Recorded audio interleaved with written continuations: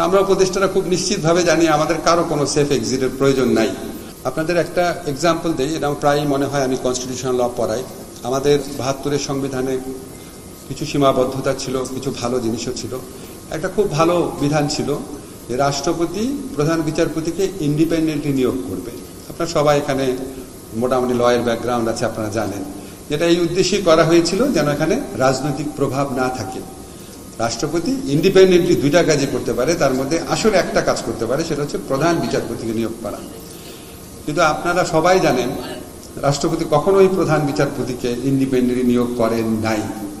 প্রধানমন্ত্রীর ইচ্ছা অনুযায়ী বাংলাদেশে সবসময় প্রধান বিচারপতি নিয়োগ পেয়েছে, এবং আমরা এই ক্ষেত্রে এমন প্রধান বিচারপতিও পেয়েছি যারা মানবাধিকার লঙ্ঘনের ক্ষেত্রে নেতৃত্ব দিয়েছেন, বাংলাদেশের নির্বাচন ব্যবস্থা ধ্বংস করার ক্ষেত্রে নেতৃত্ব দিয়েছেন, বাংলাদেশের গণতন্ত্র ধ্বংস করার ক্ষেত্রে নেতৃত্ব দিয়েছেন, এবং যারা গুম, বিচার বহির্ভূত হত্যাকাণ্ড, এই সমস্ত নিজের চোখে দেখে সমস্ত কিছু উপেক্ষা করেছেন, এবং যেই সমস্ত বিচারক এই মানবাধিকারের লঙ্ঘনের পক্ষে সোচ্চার ভূমিকা রেখেছে তাদের শাস্তি দানে ব্যর্থ হয়েছে।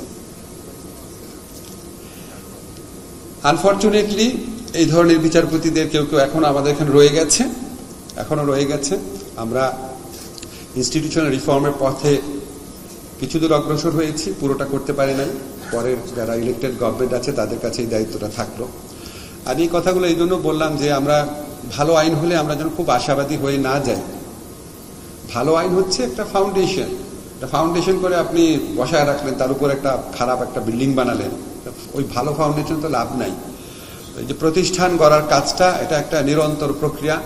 আমি নিজের কাছে মনে হয়, আমি সরকারে এসে আমার সবচেয়ে বেশি যে জিনিসটা মনে হয়েছে, আমাদের প্রতিষ্ঠান গড়ার ক্ষেত্রে আমাদের অসীম সীমাবদ্ধতা রয়েছে, বিভিন্ন ধরনের সীমাবদ্ধতা। আমরা প্রতিষ্ঠানকে এটা বুঝি না, আমরা ব্যক্তি বুঝি। আপনি বলতে পারেন যে শুধু পলিটিক্যাল পার্টি না, সমস্ত জায়গায় আমরা ব্যক্তি কেন্দ্রিক। আমরা আশা করব এই হিউম্যান রাইটস যে আইনটা হয়েছে, এই আইনটাতে আমরা যে সত্যিকার অর্থে একটা শক্তিশালী হিউম্যান রাইটস প্রতিষ্ঠান যেন গড়ে তুলতে পারি।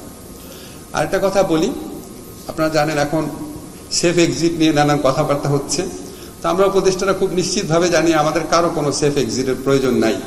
তবে বাংলাদেশের জাতি হিসাবে আমাদের সেফ এক্সিটের প্রয়োজন আছে।